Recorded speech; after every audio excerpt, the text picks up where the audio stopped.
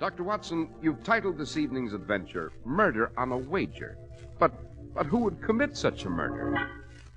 It does seem an extraordinary motivation, doesn't it, Mr. Harris? Well, it was a summer evening in the late 1890s. We were at our flat at 221B Baker Street. We had a call. You represent the bank at Monte Carlo, Monsieur Guillaume? I do, Monsieur Holmes. Most remarkable spot, Monte Carlo. I'm terribly curious to know what prompts this visit, Mr. Guillaume. I am extending an invitation to you, Dr. Watson, and to Monsieur Holmes to visit Monte Carlo. At our expense, of course, and for whatever fee you wish to name. Surely not to admire the scenic beauties. No, Monsieur Holmes. We anticipate trouble. What sort of trouble do you expect? Are you acquainted with the names of Roger Douglas and Georges Anetrios? Oh, Roger Douglas, renowned gambler, isn't he? Yes, Watson. As for George Anetrios, he's an incredible character. A Greek, Douglas's counterpart in the Near East.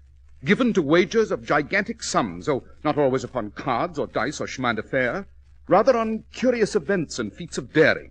We maintain a secret service for the bank, Monsieur Holmes, and they told us that for the very first time these two treacherous gentlemen, Douglas and Anetrios, will meet, and at Monte Carlo. Each, of course, with his entourage of double dealers and professional killers. Exactly. I should enjoy the spectacle. Both gentlemen are experts at every conceivable form of gambling. We wonder, therefore, when the two meet, what game they will play. Might they make a wager of some sort that would endanger the interest of the bank? Might they join forces against us? We fear that the meeting of these two may lead to a disaster. We implore you to join us, Monsieur Holmes. Hardly necessary to implore me, sir. Since this is a meeting of supremely sharp minds, it'll be hard to keep me away. Let us prepare our luggage for a trip to Monte Carlo, Watson.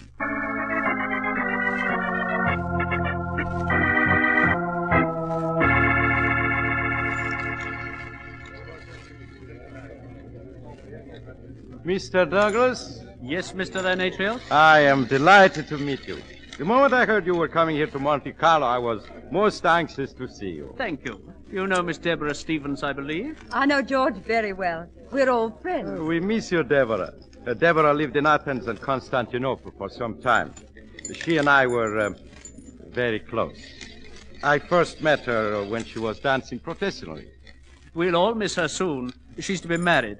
I thought you wouldn't mind my bringing Deborah to this meeting. We required a witness for whatever wager we shall make, or whatever game you choose to play. Oh, I am so pleased you did bring her, Mr. Douglas. Shall we close the door and begin? Most considerate of the management to provide this private room for our game.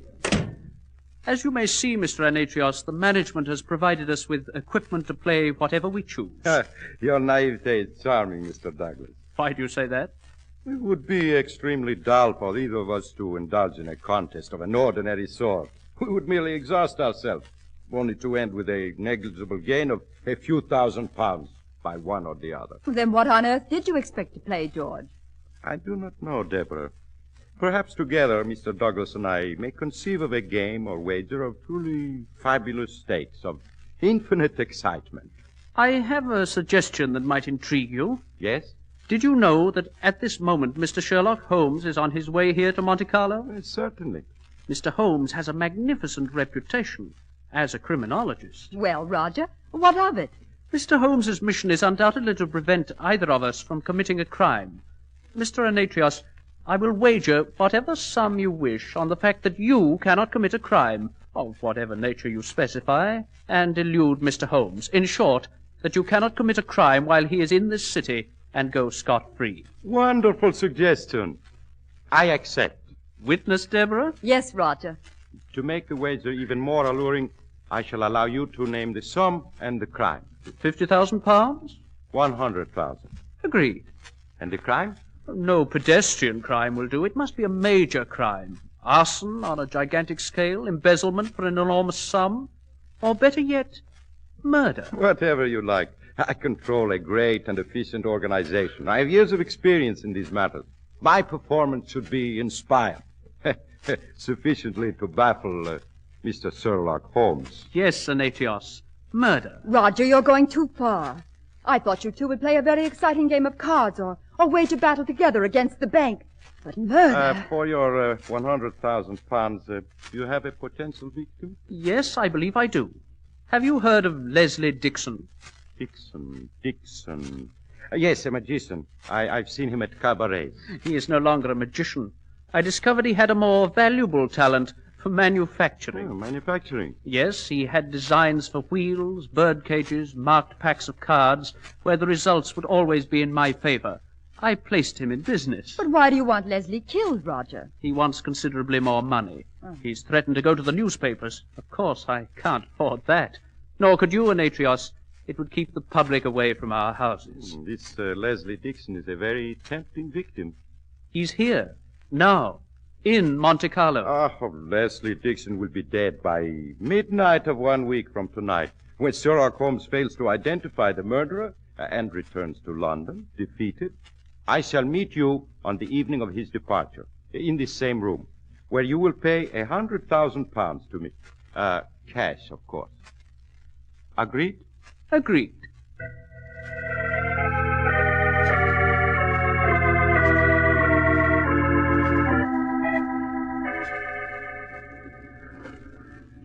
Ready for your evening swim, Mr. Dixon? Yes, Reynolds. Have my dressing gown and towels ready as usual. Yes, sir. They're back in the cottage, sir. I'll fetch them.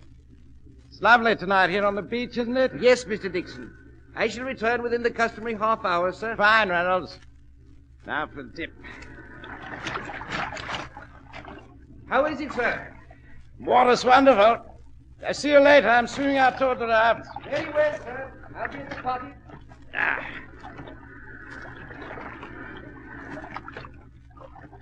Legs. Cramp. My legs. Reynolds! Oh, my head. Dizzy. Dizzy. My legs. I can't swim. Reynolds! Help! Help! Help! Oh.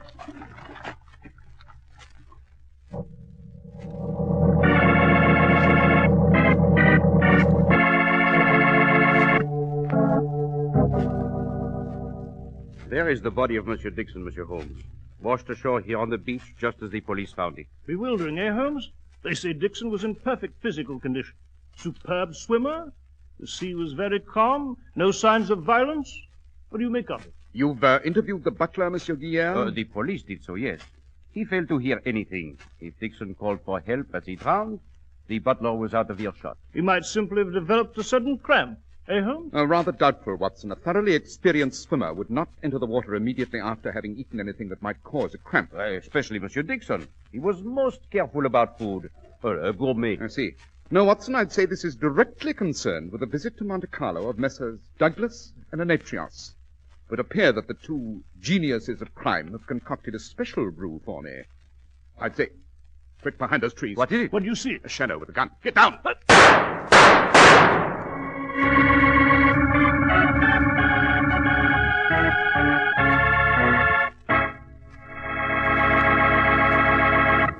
It's amazing what people can do working together. For instance, more than 1,200 independent merchants pool their tremendous buying power and thus make possible Clippercraft, America's greatest clothing values.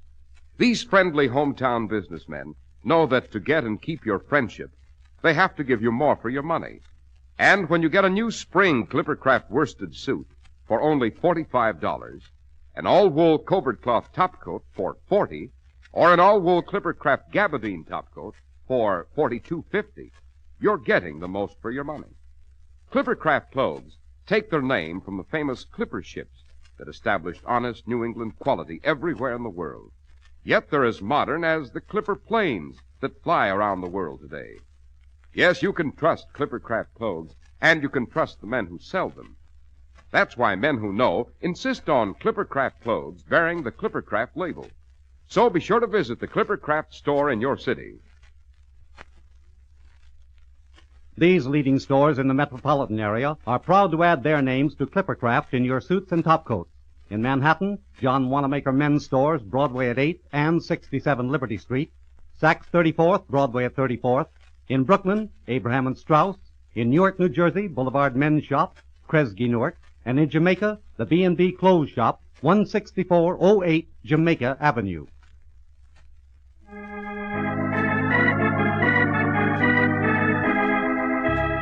Dr. Watson, shall we return to the murder committed on a wager? Yes, Mr. Harris, and to Monte Carlo, where on the beach in the moonlight we stood beside the dead body of Leslie Dixon. As Holmes bent over to examine the body, shots rang out from behind a tree. We fell flat upon our faces in the sand. When the firing ceased, I ran toward the trees from where the bullets had come. And as I returned... See anyone, Watson? Holmes, they've escaped. Just vanished into the darkness. It is Anatolius and Douglas. They are after you, Monsieur Holmes. They are afraid you will solve the murder. Yes, their fears are well grounded. I suggest the body be removed. I shall be interested in the results of an autopsy. Autopsy? Yes. But it is obvious that Dixon died of drowning. Nevertheless, I urge an autopsy. I have good reason. I shall so instruct the police. They are most cooperative with requests made by the bank. Good. And as for me, I shall discuss this case with someone well qualified in these matters. Mr. Demetrios. But he has just attempted to kill you. Now you would walk into his hands. Physical defeat has never frightened me, sir. It's the danger of mental defeat that lures me to whatever Demetrios has planned. Coming, Watson?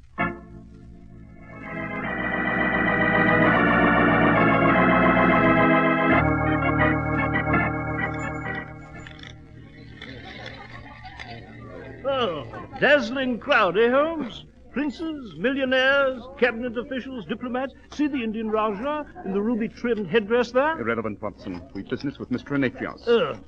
That croupier said table 3. Ah, yes. Wouldn't that be he? Mr. Demetrios. Good evening, Mr. Holmes. Oh, I'm complimented that my face is internationally familiar. I've been expecting you. Shall we step into that private room? I wouldn't, if I were you, Holmes. You are upset by something, Dr. Watson? Yes, I certainly am, sir. If I were you, Holmes, I accept your invitation, Mr. Demetrios. Oh, before we step into the room, would you like to hold my gun, Dr. Watson? Well, Here. Perhaps it would put you at ease, huh? By Jove, I will take it. Excellent. After you, Mr. Holmes. Thank you. I shall save a great deal of time for you, Mr. Holmes. I did not kill Leslie Dixon. Didn't you? I was in the gambling rooms at the time of his death. For 2 hours previous to that, I enjoyed dinner at the Hotel Maurice. I can produce a dozen witnesses to that effect. Yes, I'd no doubt you'd have a flawless explanation. Previous to dinner, I attended a lawn party. Again, as many unimpeachable witnesses as you like. I see. I'm curious, Mr. Demetrios, about the game you played or the wager you made with Roger Douglas last night. Could it in any way have been connected with the death of Leslie Dixon? Very directly. I wagered, Mr. Douglas, that I could murder Leslie Dixon in such a way that you, Holmes, would never succeed in proving I had committed the homicide. The sum, £100,000. Astonishing. Of all the effrontery, throwing the gauntlet in your face, Holmes. Now, really, this... Very amusing. Well, there's the motive, Holmes.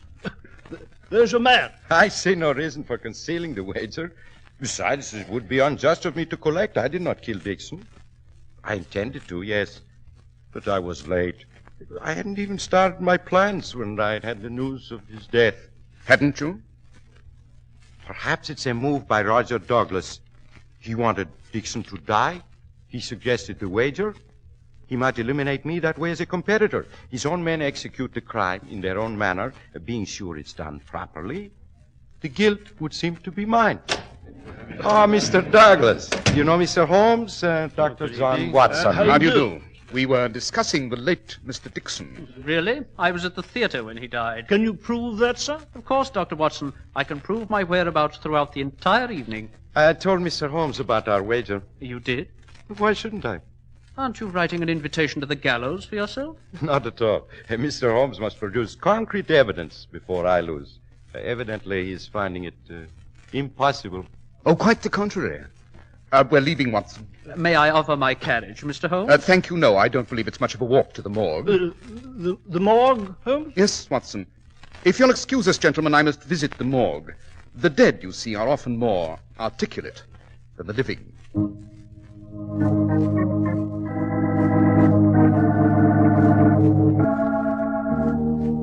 Well, there's the body on that slab, Holmes. The police surgeon said you could examine whatever you wished. Yes. I see they've already performed the autopsy. Dixon drowned, Holmes. And what the dickens are you probing about for? His lungs there show clearly that he was drowned. Yes. And why did he drown? Aha, as I thought. What did you see? I see that I must pay a visit to the late Mr. Dixon's cottage. Well, Holmes, if you insist upon being secretive... You, Watson, return to the casino. Keep an eye on Anetrios and his associates. I shall meet you at the casino very shortly with a thorough explanation of the murder and the identity of the killer.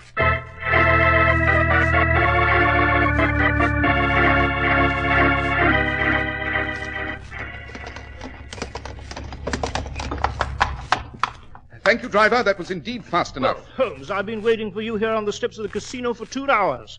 Did you go to Dixon's cottage, speak to the butler? What have you found? Where are Anetrios and Douglas and their crew? Well, they're having cigars and brandy on the terrace. This way, Holmes. It's the terrace on the cliff, overlooking the sea. Hurry, Watson. We must find them. I have the evidence. You have? Yes. Where is it? Here, in my hand. In your hand? What is it? This small bottle of salad oil.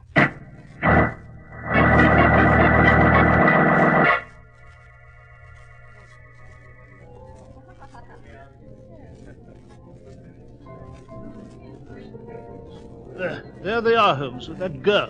The table by the railing there. Oh, yes, I see them. I regret disturbing you, gentlemen. Mr. Holmes, you've met Mr. Douglas. This is Deborah Stevens. How do you How do you do? How do you do? do, Miss Stevens? I presume, Mr. Holmes, you've some sort of evidence you believe will prove I killed Leslie Dixon? No, Mr. Anetrios. Your remarkable instincts are wrong, for once. Then I'm sure, Mr. Holmes, you are prepared to accuse me, believing I carried out the crime, having engineered it so that Anetrios would suffer for it. No, Mr. Douglas. But Holmes, one of them committed... Neither of them, my dear Watson. Then the butler? Nor the butler. Mr. Leslie Dixon was killed by you, Miss Stevens, with this innocent-looking small bottle of salad oil. Where did you find that? You know what you are talking about, Holmes. It was obvious someone had contrived for Dixon to drown. But how? There was no external evidence of violence. No, the sole possibility was that he'd been given something internally. In all likelihood, something that would cause him to lose control of his arms and legs, that would cause unconsciousness, so that when he set off on his nightly swim alone, he'd drown. Stay where you are, Miss Stevens. I've had my service revolver along this trip. I knew I'd have use for it. Go on, Holmes. So I insisted upon an autopsy. It revealed to me that Dixon's stomach lining was affected by an extreme irritant. It confirmed my suspicion. Dixon was subtly poisoned. I won't listen to this. You'd better, Miss Stevens. It's your death warrant. I raced to Dixon's cottage. I spoke with the butler. I inquired about what Mr. Dixon had had for dinner prior to his swim. His dinner included a salad prepared with a small bottle of oil. This bottle, which had been presented that afternoon as a gift to Mr. Dixon by Miss Deborah Stevens. This oil contains an overdose of camphor. Camphor, Holmes? What sort of diabolical notions... Camphor, as you know, Watson, is soluble in oil, but not in water. The salad oil was a magnificent idea. The minute amounts of camphor could easily be blended with other flavors and odors, so its presence might not be detected. Deborah, of all the Shut strange... up! Shut up, all of you! Camphor, Miss Stevens, is obtainable easily at a chemist's, isn't it? There's no suspicion of poison when you purchase camphor, is there? And just a bit too much of it will cause leg cramps and dizziness. Will it not, Miss Stevens? Stop it! And an autopsy might well be a routine drowning report without evidence of poisoning. Am I correct, Miss Stevens? Yes.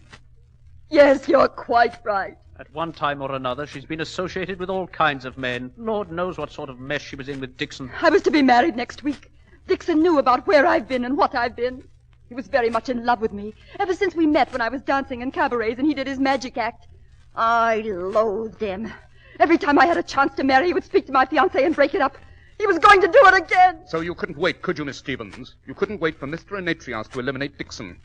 Besides, it was an ideal circumstance. If there were any suspicion of murder, it would point to Anetrios. Yes, but Holmes, the shots are on the beach. Fired by you, Miss Stevens, to create the impression that an organized gang was responsible. I won't go to prison. Dixon won't have another victory over me. I won't allow his death to send me to even more misery. No, I won't go. Here, let go of my revolver. I would get her away from you. She's tripped. She's falling back over the railing.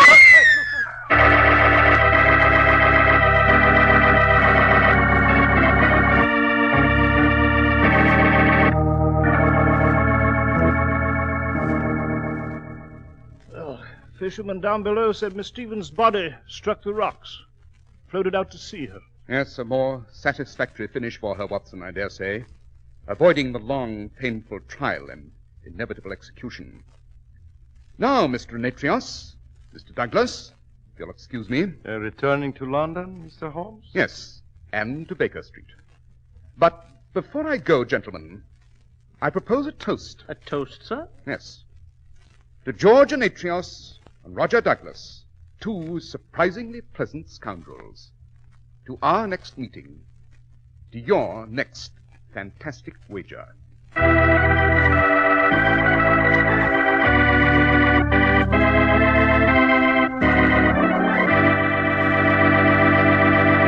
Well, Dr. Watson, that was a very gripping adventure. Indeed it was, Mr. Harris. And what adventure have you for us next week, Doctor? I have called it The Adventure of the Unfortunate Valet. It concerns a medical diagnosis, a restless corpse, and a domestic quarrel.